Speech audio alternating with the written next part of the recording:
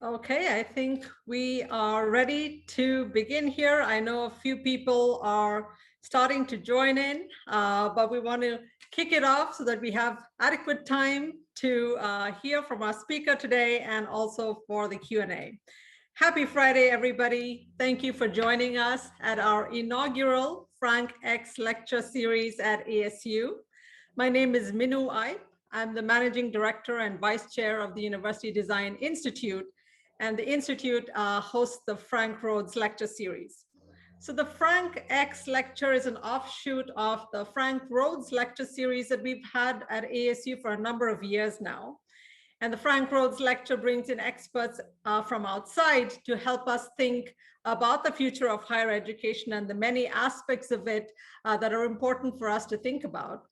And so the FRANKx Lecture is an offshoot of that idea.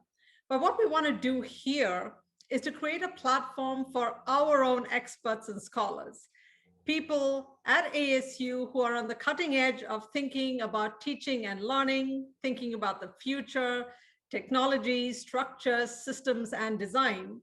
And we wanted to create a space where we could come, engage with our scholars, engage with these ideas, have a dialogue and discussion around what they mean for us and our trajectory as the ASU enterprise evolves into the future.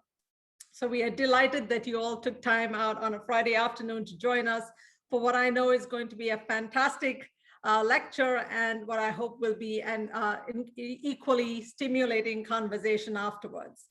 So before I introduce our speaker, a few quick points.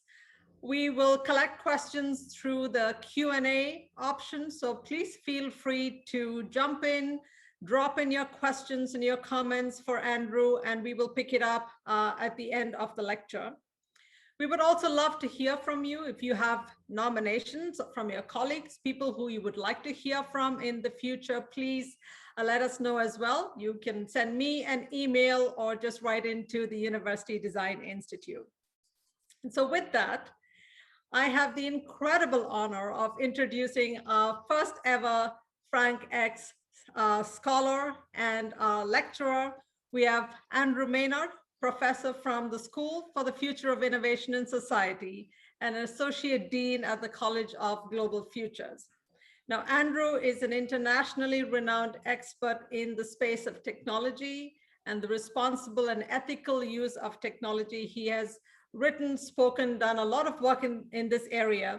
And today we benefit from the thinking that has gone into his most recent book, Future Rising, a journey from the past to the edge of tomorrow.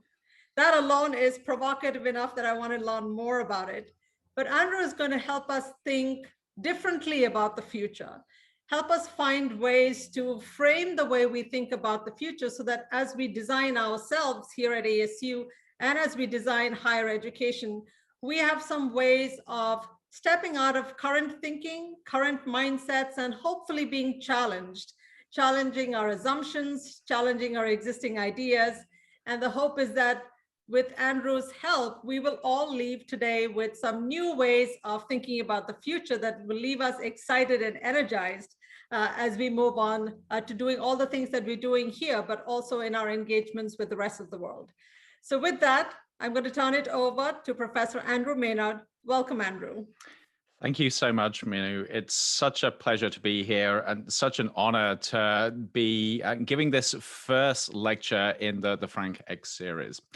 A little bit of a confession to start with. I will be mentioning the book, but what I really want to do is give you some of the thinking behind it. So if you're wondering as I go through this, whatever happened to the book, it'll be there, but slightly later on in the presentation. I actually wanted to start off, though, by reading from a very different book.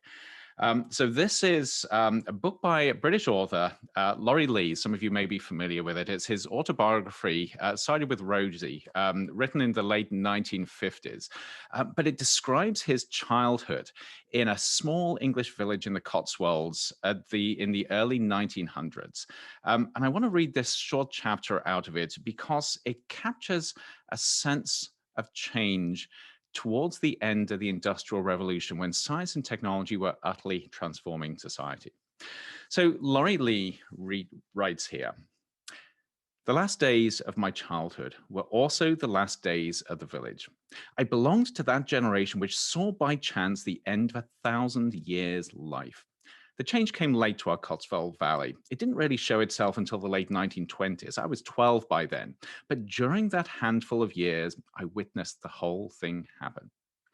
Myself, my family, my generation were born in a world of silence, a world of hard work and necessary patience, of backs bent to the ground, hands massaging the crops, of waiting on weather and growth, of villages like ships in empty landscapes and the long walking distances between them, of white, narrow roads rutted by hooves and cartwheels, innocent of oil or petrol, down which people passed rarely and almost never for pleasure.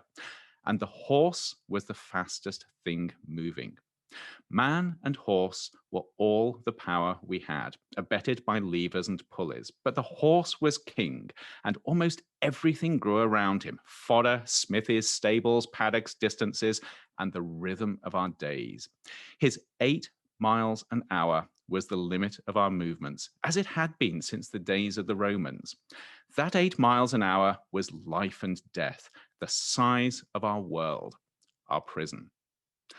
So I want to start with that because Laurie Lee captures that sense of transformation in a world that had been the same for around about 1,000 years, but through advances in science and technology was transforming almost daily, it seemed. And he captures both that excitement and that confusion and that frisson around those radical changes in technology and how it affected society. So that was a major point in human history. But looking back 100 years, it is incredible how far we've come. So it took 1,000 years for the automobile and gasoline engines to take over from the horse and automation to come in. Over the last 100 years, we've seen everything from mass production to air travel to space travel to computers to the internet to social media to gene editing to 1,001 other things. And what really begins to stand out is even though we were going through an inflection point as human society 100 years ago, what we're facing now is orders of magnitude even greater than that. And that raises a question. Let me just pull up my slides here. That raises a question about how we begin to think about the future and how we begin to plan for this future, both from the perspective of education, but also beyond that. So I want to start off with this statement, very bold statement, where I would claim that we're approaching one of the most profound tipping points in human history. And if we're to successfully navigate it, we need an equally profound shift in how we approach all forms of education, but certainly higher education. So I want to go through this by using a narrative in 6 parts. And I want to tell you that there are 6 parts here, just in case you're wondering when on earth I'm going to stop and you can actually leave the room. You'll be able to pace this. But also this is a narrative that begins to map out why I believe that the times we're living in now are so different to what happened in the past, even 100 years ago, and how this challenges how we think about becoming better builders of the future we aspire to. I would say at the outset that this is very broad thinking. If you're looking for details, hang around for the Q&A, but I want to create a big picture here, a big conceptual picture of both the challenges and the opportunities we face. And I want to start off with what I would refer to as the solution problem. So much of humanity's success over the last 10,000 years is down to our ability to solve problems. We have followed this pattern and we've got incredibly good at it, where when we're faced with a problem, we innovate and we find solutions to that problem. And this has taken us through incredible changes in what's achievable. But there is an issue here. And the issue is for every solution, there are consequences. And those consequences end up folding back into the next generation of problems. And so we find ourselves caught in this problem, innovation, solution, consequences, problem cycle. And as a result, almost every challenge we face in today's society has got its roots in a previous solution to an earlier problem. And you can see this in many, many different areas. I just put up the agricultural innovation as one example of this, where if you look back at 10,000 years of agricultural innovation, we've done incredible things in how we've learned to use the land to feed a growing population. And yet almost every advance we've made, from farming, from selective breeding, from the green revolution, from other uses of chemicals, we've created a new set of problems. And so we now have an incredibly complex morass of solutions and problems associated with agriculture. And so many of the challenges we face in the world today come from previous innovations in agriculture. Now, this isn't necessarily a bad thing. And if you begin to map this out in terms of human progress, and I put progress in inverted commas here because there are many different ways of evaluating this, and some of them are very contentious, we've actually seen progress, however you define that, where we've managed to innovate our way out of consequences to such a degree that we've seen a general increase in our ability to live healthy, fulfilled lives. And we've done this because for the last 10,000 years, we've been in a domain where the timescale of the consequences of our innovation have been far greater than the timescales associated with our ability to innovate our way out of problems.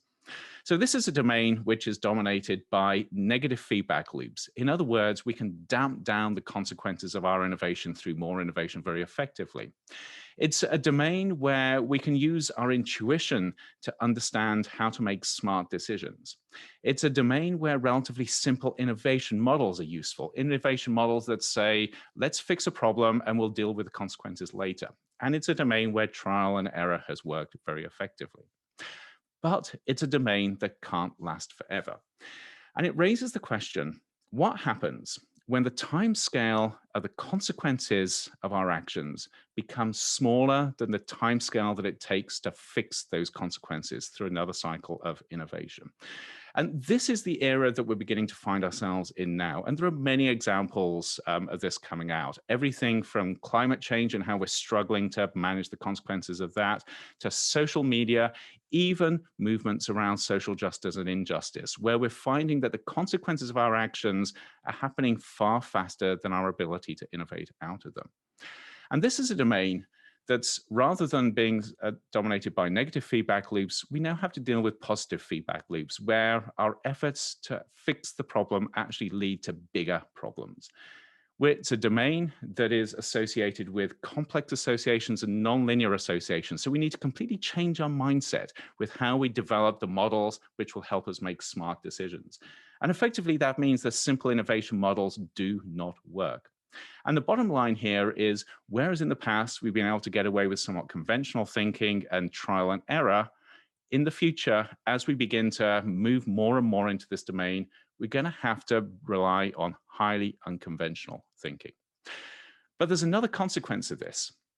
And that is, whereas in the past we've dealt with this innovation consequence cycle, we've now got to the point where we're actually divorcing ourselves from solutions. So we're so wrapped up in problem solving and innovation, it seems like we're going round and round this loop without actually finding viable solutions to the problems that we're dealing with. That disconnect, it's part of the complexity of the systems we're dealing with and the positive feedback loops, but it's something that is not sustainable. And we've got to work out how to deal with it. Of course, I've given you very little specifics here. I've made the assumption that we are moving into this era where the timescale associated with consequences is smaller than the timescale associated with innovation. Where is my evidence for this? And if we had a lot of time, we could go through a lot of types of evidence. But instead, I want to really dig into one particular conceptual approach to understanding why we're entering and how we're entering this different domain, which you may not have come across before, but I think underlines the significance of the pivot point that we are in at the moment. And this is the idea of base coding. So I want to start off with digital devices, because this is a concept which is fairly intuitive here. So you take something like your phone and you think about what is the most fundamental part of that phone that defines what it is and how it works. And that most fundamental part of it That fundamental component is the ones and zeros of the digital code that underlines everything. This is the base code of the device. It is the finest granulation of that code that defines what the device does. And you can intuitively understand that if you could master that base code, if you could actually edit and write and rewrite that base code, you would have ultimate control over the nature of that device. That's intuitive in the digital domain. How about other domains? How about the actual physical world we live in? Well, we're beginning to learn that we can also begin to deal with base code in the biological world. And of course, this is still fairly intuitive. And here I have to be very careful and point out that when I start talking about coding with biology, we're talking about a very different coding system, a very different set of instructions. But nevertheless, we're now at a point where we are beginning to understand how the code within DNA and the code within molecules that surround that DNA determine how that DNA then leads to determining or at least influencing the nature of the life forms that are based on it. So this is the base code of biology.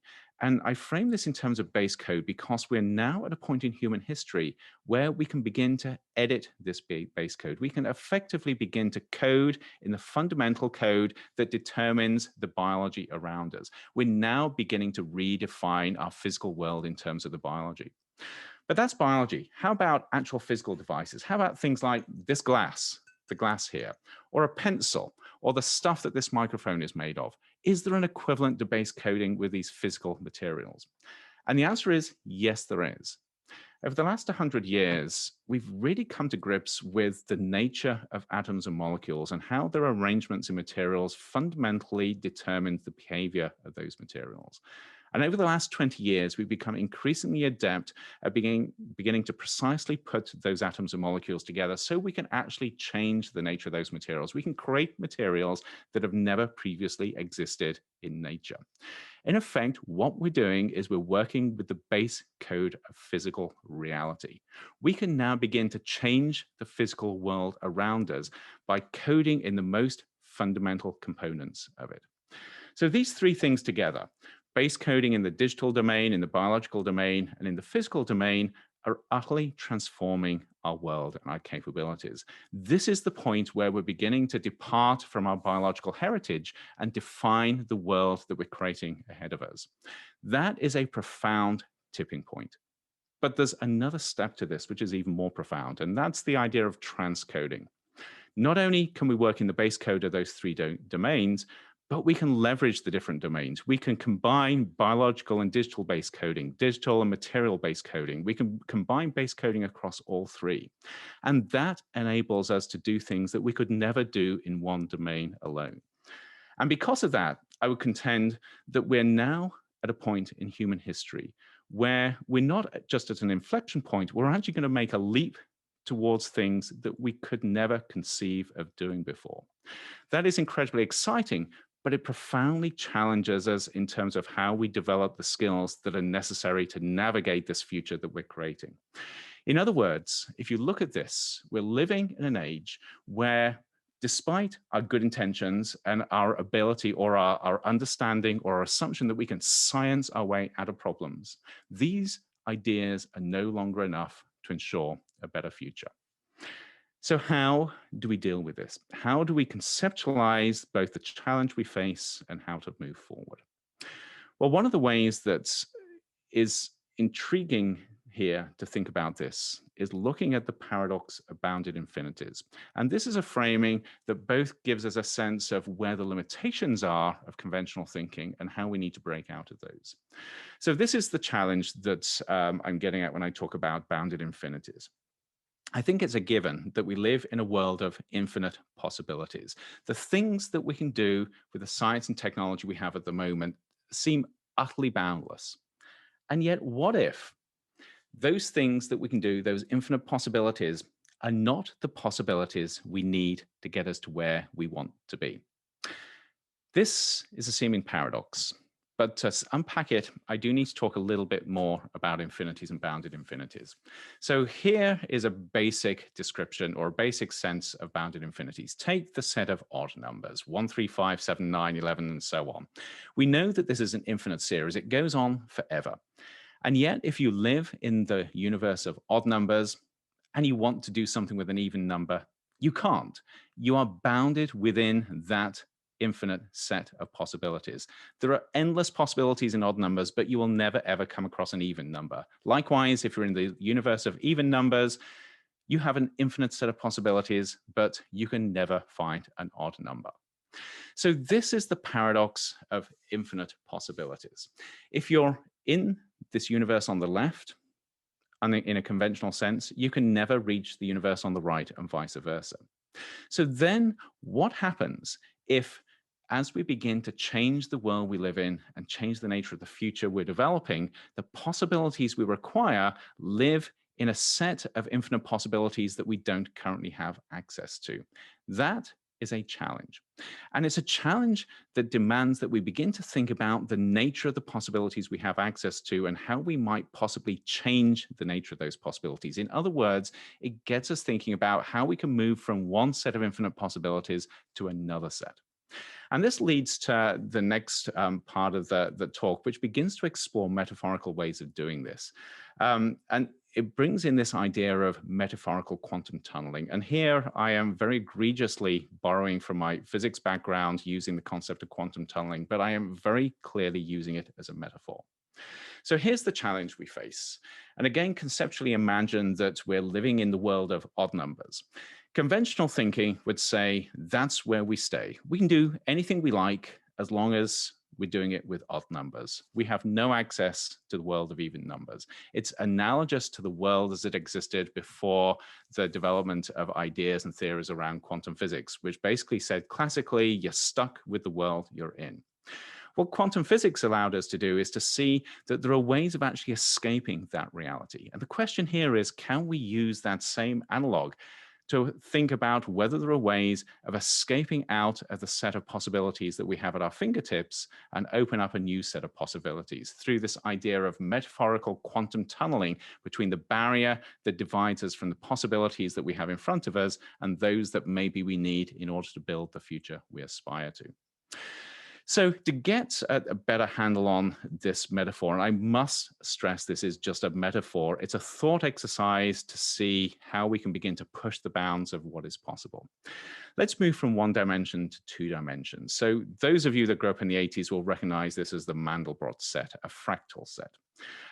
It's a set where the perimeter around this black area, in fact, the area of the black area is effectively infinite. If you're living in the black area here, again, if you metaphorically think of this as a bounded infinity, there are infinite possibilities in terms of where you can go in that black area, an infinite number of positions. And yet you can never get out into the yellow area. You are bounded in the black area. Now imagine conceptually, we're living in this two-dimensional plane, this fractal plane where there are infinite possibilities, but we don't have access to all possibilities. Now imagine as we're beginning to reach this tipping point in human history where we're learning to change the nature of the reality we live in, the solutions we need, the opportunities we need lie in a different plane, in another set of bounded infinities. The question then becomes, how do we get from one to the other? And here there's actually a piece of good news. And the good news is that over human history, we've actually developed multiple ways of doing this. This isn't new stuff. This is actually old stuff. These are just a few of them.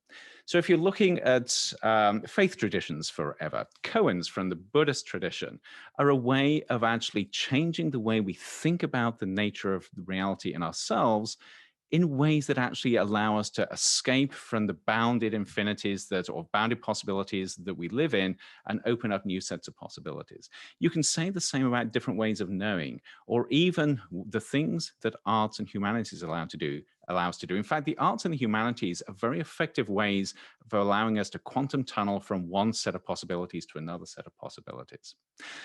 The challenge here, and the irony perhaps, is that over the last 50 to 70 years, we've actually discounted a lot of these metaphorical quantum tunneling effects. We've become so enamored with science and technology and innovation, and not only with them, but conventional ways of thinking about them, that we've actually hardened the boundaries around this set of infinite possibilities, this plane of infinite possibilities.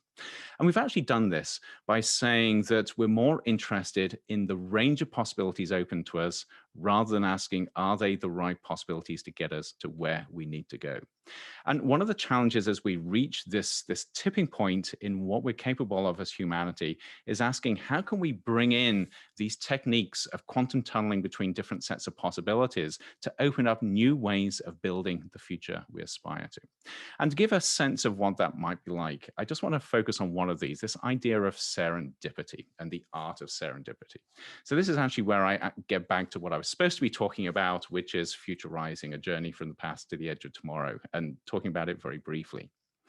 So over the last several years, I've become increasingly interested in this idea of serendipity, surprising but pleasant surprises or insights that you get by seeing things in different ways, seeing connections in different ways, having that ability to have your eyes opened to possibilities that you didn't know exist. And I've been intrigued with how you actually bring that about. And serendipity is very much a form of this metaphorical quantum tunneling where you escape from the bounds of conventional thinking and you begin to see new possibilities. And I've been interested in the idea of how do you build catalysts that people are interested enough in engaging with because they have value in them, but also as they engage with them, they open their eyes to new ways of seeing the world. And this is exactly what Futurizing does. This is not an academic book. In fact, I suspect that many of my colleagues were scratching their heads when I published it because it doesn't have a scholarly bone in it. But it is a book of 60 meditations or reflections which draw the reader in and are intended to catalyze their thinking in different ways in terms of how they understand their relationship with the future and their responsibility to it. So the book, it doesn't actually contain these images. That's part of the thinking and packaging that went around it. But the book begins to explore the nature of our relationship with the future through a number of very, very different perspectives, going all the way from sciences through to the nature of humanity, to the nature of things such as meaning and morality and ethics, all the way through to ideas of responsibility and stewardship. And the point here is, it's a way of stimulating people to think beyond the bounds of conventionality, helping them begin to imagine a world in which there are a set of possibilities that are unlike the ones that we conventionally define within that two-dimensional fractal plane that we so often work within. It's been an interesting challenge doing this. Because the more people are entrenched in conventional thinking, the harder it is to get them to think differently and innovatively. And one of the ironies here is that despite the fact that we talk a big talk about things like transdisciplinarity and imagination and creativity, it is incredibly hard to get people to take it seriously. In fact, so often, if you actually do this in a serious way, you are discounted as an expert simply because you don't fit in with that conventional plane of infinite possibilities, which maybe aren't the right possibilities. So this is an interesting exercise, but it's more than an interesting exercise because if we take this idea seriously, that as humanity, we're at this tipping point of abilities where we're beginning to effectively throw off the shackles of our biological heritage and beginning to change the world around us and the future that's in front of us. We've got to find ways of thinking differently about not only how we understand the challenges we face, but how we deal with them as we strive to build a better, more equitable, more just, more exciting, more vibrant future. And this to me is at the crux of the challenge we face here. How do we move away from conventional thinking to unconventional thinking? How do we move away from the bounds of conventionality where we're so enamored with difference and change that we fail to see the importance of the right sort of differences and change? And how do we metaphorically tunnel through the things that hold us back to see the future in new ways? So with that, I just want to wrap up by thinking a little bit about the future. And the challenge here is, especially within the time constraints we have, it's very hard to say definitively, this is what we need to do. So instead, I want to leave you with 3 questions or 3 challenges. The first is, if we buy into this idea that we have a step change in ability with our ability to modify the base code of everything around us, how do we educate future graduates to be informed, effective, and responsible base coders? that is actually a profound challenge, because it means that we've got to stick to some of the traditional disciplines we have, because there is deep knowledge there that is essential, but we've got to transcend those, and we've got to create our graduates in ways that understand the world and their ability to change the world in a way which is radically different to anything we've done in the past. The second question is, how do we enable our graduates to be impactful quantum tunnelers? How do we enable them to not get stuck in the rut of conventional thinking, but actually transcend that and find innovative new ways of understanding our relationship with the future, and how we can actually become effective architects of that future and builders of that future? But that's looking at education. And one of the challenges here is, if we take this idea about the future being so different to the past seriously, we've also got to think about the nature of educational establishments and the role of everybody in society, rather than just the educationally elite, in terms of building that better future.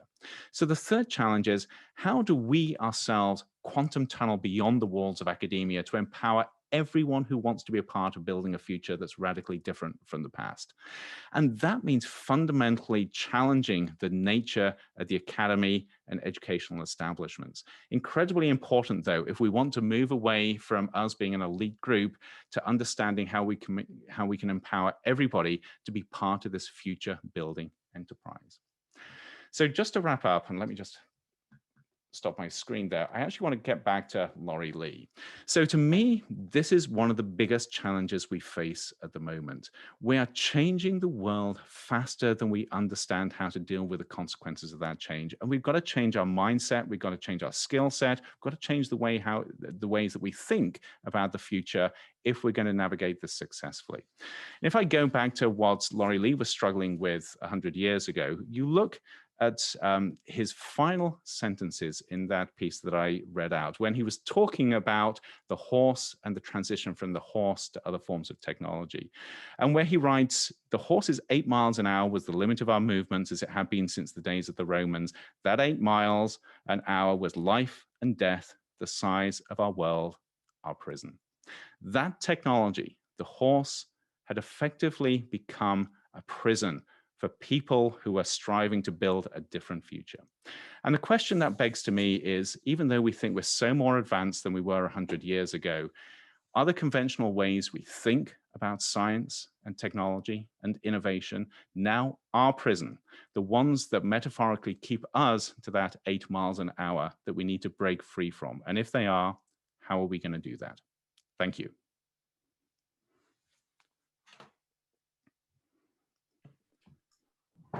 Andrew, thank you. There was so much that you packed into that period of time. I was furiously making notes, and I have a whole bunch of questions, but I'm going to jump into the questions that our participants have, and the questions are starting to come in. Everybody, please put in your questions in the Q&A. I want to make sure that you know that we will do this part of the conversation until just before 2 o'clock, and we want to be respectful of everybody's time. But you can choose to stay on for a more intimate conversation with Andrew from 2 to 2:30. We will have a link to that Zoom session on the chat. So keep your eye out on the chat if you are available to stay on after 2 o'clock. Andrew, I love the final question on that slide. That is a big design challenge for us in higher education, and ASU has been working on that for a long time. But how do we quantum tunnel our way into these new futures? So many provocative pieces, but let me start with some really interesting questions that have come through in our Q&A. So here is one from Jason Brown. The metaphor of the universe of odd numbers assumes the knowledge that the universe of even numbers even exists. How do we conceive of futures? So how do we tunnel to other infinities if all we know is that our current universe is the only one? Really interesting question, and yeah, somewhat philosophical, because yes, you could argue that we're limited by the extent of our intellect and our ability to see. And in fact, actually, this has resonances with the metaphor of Plato's cave, the idea that we're stuck in a cave and our reality is all we see in front of us in terms of the shadows thrown on the wall. What is interesting about humanity is we have this incredible ability to think beyond the obvious. So the fact that in the allegory of Plato's cave, we can imagine that the reality we see isn't the only reality exists, opens up the possibility that we can actually conceive of possibilities of those universes, of opportunities and solutions that we don't currently have access to. Now, this may just be hubris. It may be that we're kidding ourselves. But I think there is both a likelihood that there are ways of finding ways forward to challenges we face, that we constrain ourselves in certain ways that we don't see, and that we can break free of those constraints. And I'm going to give you one particular example here, although it's a fairly mundane example. If we begin to train people solely, for instance, in the scientific method. And by scientific method, I mean what we teach in schools, not what scientists actually do, because there's a world of difference between them. But this idea that you can only progress if you develop hypotheses, if you develop evidence, if you find ways of testing those hypotheses, you develop evidence, you use that evidence to move forward our understanding the universe one step at a time, that constrains our way of thinking and our ability to actually see new opportunities. So we already know that if you break apart that very narrow conceptual framework and begin to think in different ways and bring in new ways of thinking, different types of knowledge, you can begin to see opportunities that you would not even know existed if you're constrained within that world of scientific methodology and thinking. So I think it's a small step to go from what we already know to what we maybe don't know yet in terms of possibilities we haven't discovered.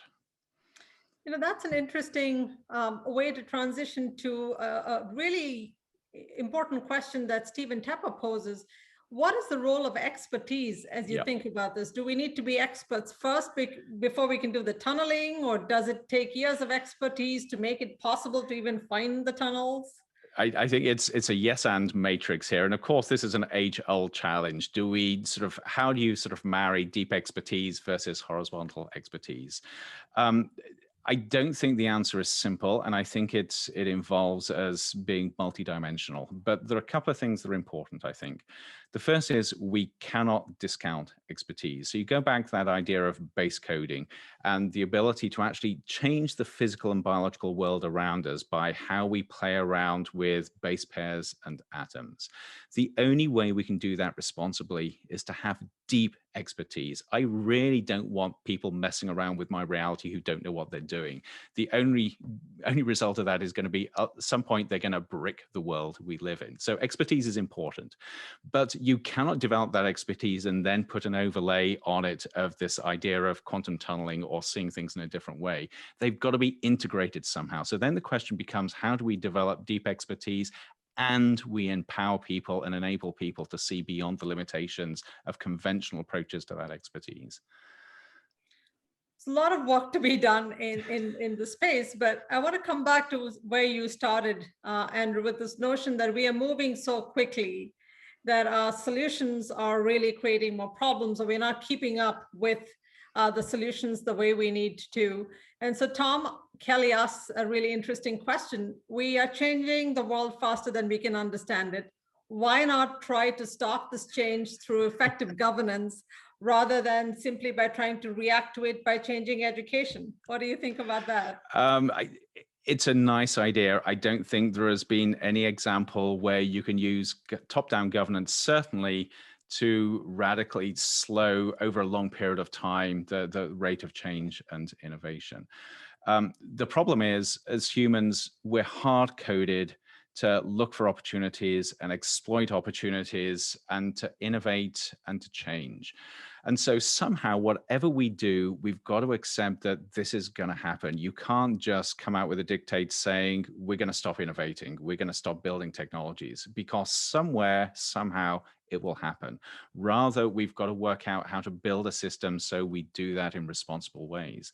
And just as in biology, resilience comes from the base code of everything being encoded at a minute level in every little cell, every little part of a cell in our body. the only way I can see us doing it as society is embedding that sense of understanding and responsibility at every smallest part of society, rather than having a top-down approach.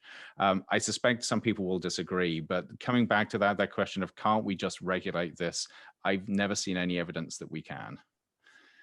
So then, that brings us to the question of what does it mean to understand the world, right, at these different levels? And Gary Dirks has a question about, what does that look like? So not from a philosophical point of view, from a very practical point of view. And so Gary provides an example of the chairman of the Federal Reserve didn't know that letting Lehman Brothers fail could crash the global financial system, right? So there's implicit in this knowledge that somehow we can understand the world and then do something about it.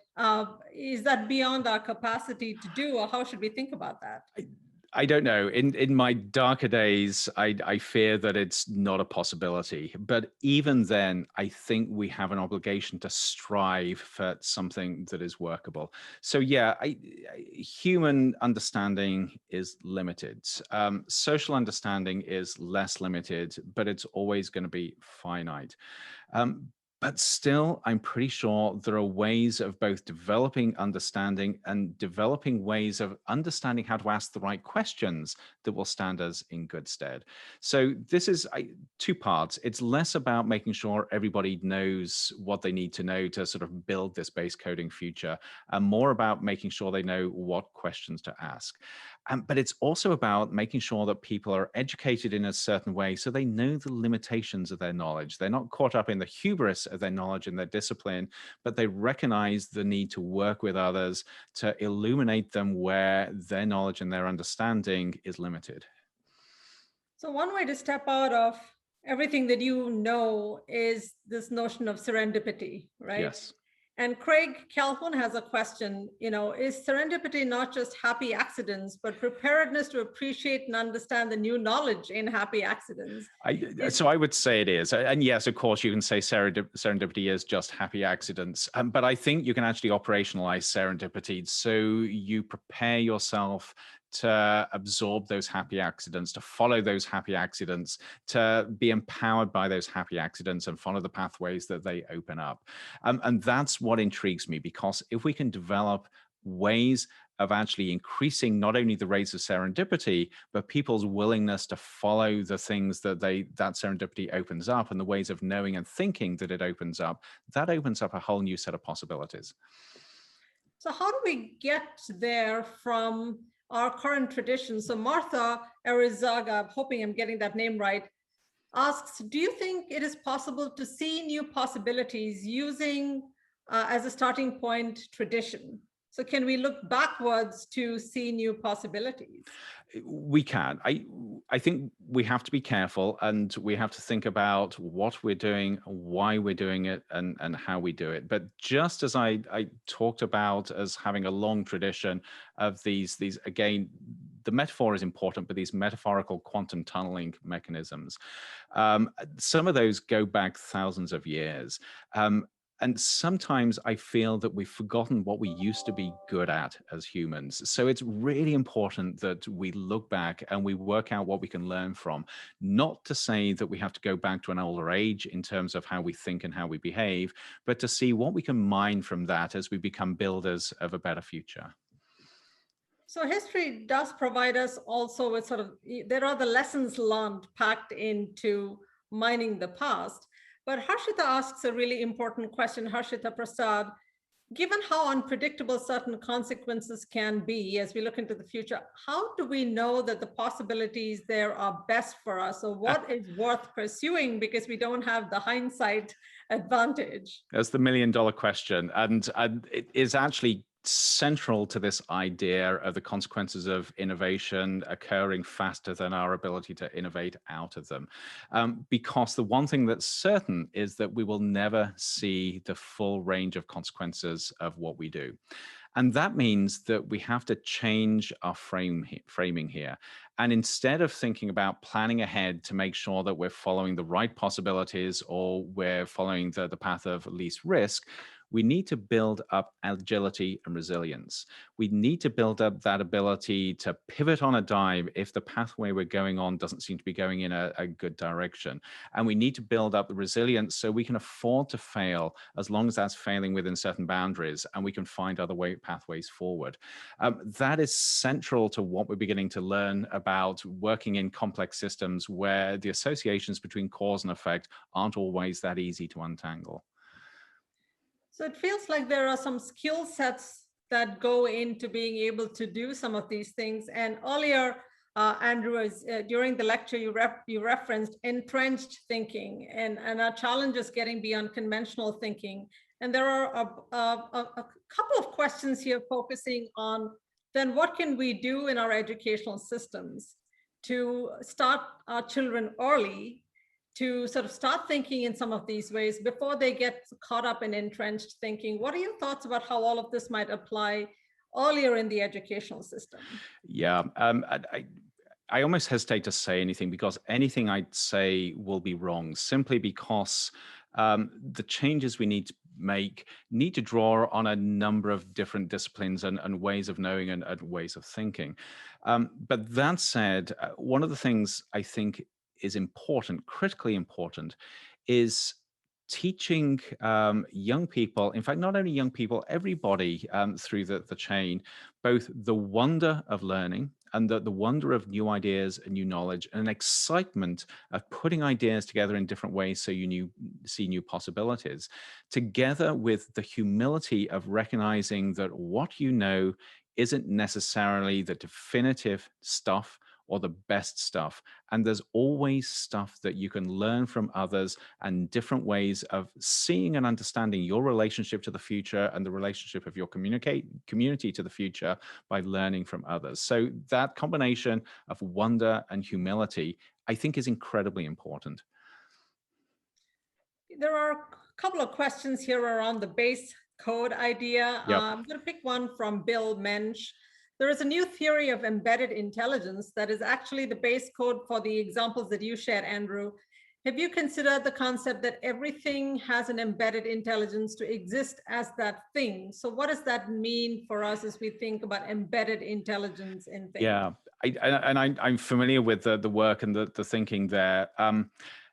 I don't know what the answer is. And I'm going to sort of break this into two things. There's the very utilitarian approach to base coding, which basically just says the way we either put atoms together determines the functional aspects of what you're building, if it's biology or materials, or the way we put ones and zeros together determines the functional aspects of digital systems. That's basic engineering. But then there is this other overlay that says there is more to it than that. So this idea of embedded intelligence, where you sort of say that there's something that we're not missing. There's a value add associated with how those atoms and molecules together that we're only just beginning to conceive.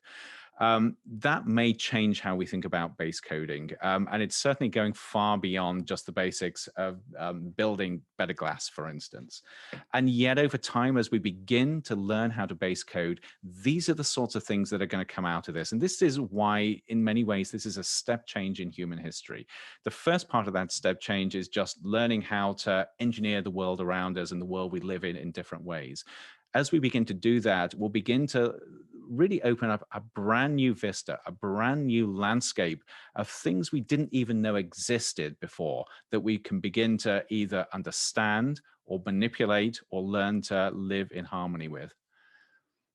So a lot of this sounds like we need cognitive enhancement to wrap our heads around all of this. And we have a perfect question here from Andrew Stanton. Is cognitive enhancement a viable option to help us in quantum tunneling? How do you think about cognitive enhancement? Goodness me, that's a scary question.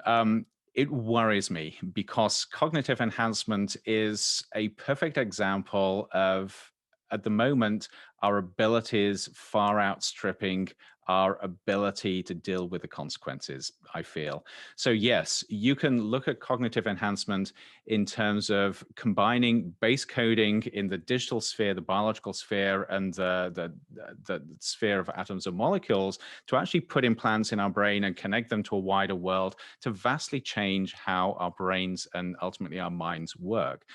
But if we do that without understanding, getting back to this concept of bricking things, of sort of creating a world where nothing works, I think there's a greater likelihood of us bricking our minds rather than enhancing our minds. So then the challenge becomes, how do you actually move into that future in a way that's responsible? So cognitive enhancement on the hold for the moment as we Yeah, think although through all of the risks. but you say that. So going back to an earlier answer, this is one of the conundrums here because it's very hard to put it on hold. The rate at which technology is advancing, this is going to happen. It's going to be a given that somewhere in the next 10 to 50 years we're going to have we're going to have cognitive enhancement in ways that we've never seen before.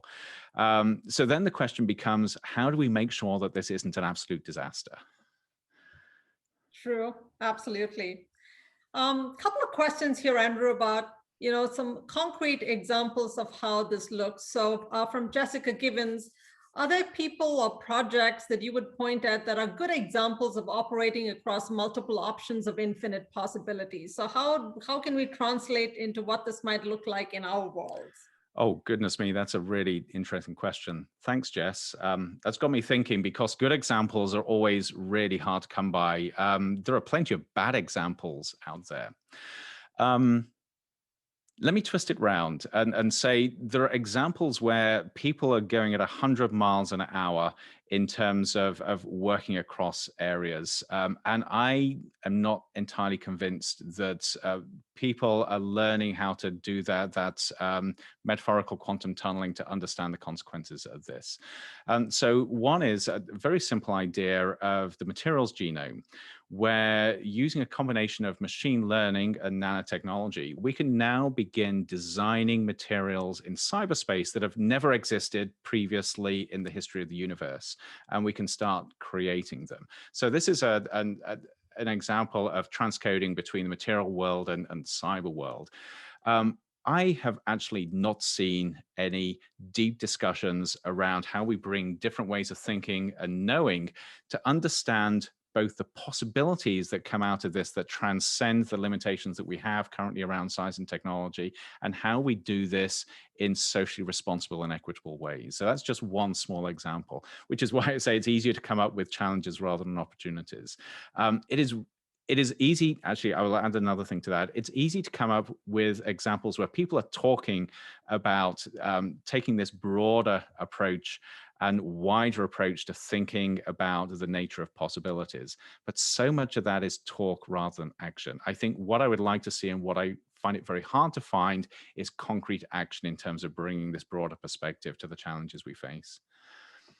And so we would invite everybody to, if you are available, to stay on for the deep dive conversation. I see that we have a link up on chat with the password. But before we wrap up, Andrew, I'd like to ask you another question again. A few people thinking about this. You spoke about the role of arts and humanities as being enablers of quantum tunneling. And Diana Aiton Shankar has a question about how do we amplify the role of these disciplines and the tools that emerge from these disciplines to be able to do these things? Yeah, I would again come back to humility and wonder, and probably put respect in there as well. So often, and Diana will know this, the arts and the humanities are seen as tack-ons to science and technology, certainly in some circles. Something that maybe enhances communication or an engagement, or the translation of these ideas. I think we've got to change that round completely. We've got to ask ourselves, how do we embed the thinking and the methods and the nature associated with the arts and humanities into the process of innovation? And that requires humility, because it means everybody on every side has got to recognize that they're part of a larger initiative. It's got to include awe and wonder, because this is where we make breakthroughs with everybody, whether you're coming from the sciences, arts, or whether you have no idea what you are. gets excited about what we can do together and where that value add is. And it requires this ability to be humble in working together to build a better future, irrespective of what the talents are, what the skills are, what the competencies are that we bring to the table. There are so many more questions, Andrew. Unfortunately, we are out of time. So thank you to everybody who came, who engaged. Your questions are so fantastic. We'll find a way to channel them all back to Andrew so you can get a sense of what most captivated our audience and where everybody's head is at right now. But if you will all join me virtually, I know we can't see, everybody cannot, Andrew cannot see everybody, but if you just put it out there into the universe, a big round of applause for Andrew, and a big thank you for your time, your ideas, for putting so many provocative things out there for us to consider. I am going to speak for many. I'm sure we're all going to be thinking about some of these ideas as we go into our weekends and well beyond. So we will be looking to gather other ideas, Andrew, from your work, possibly looking at your book and finding other ways to continue this conversation at ASU around these really important questions that you have raised. Now, we recognize that some of you must run to catch up with the rest of your day, but if you are available, please join us for a more intimate conversation with Andrew. The link is on chat. We will see those of you that can stay behind in just a second as we sign out of this webinar. And for everybody else, thank you for being here. Have a wonderful weekend. Thank you so much.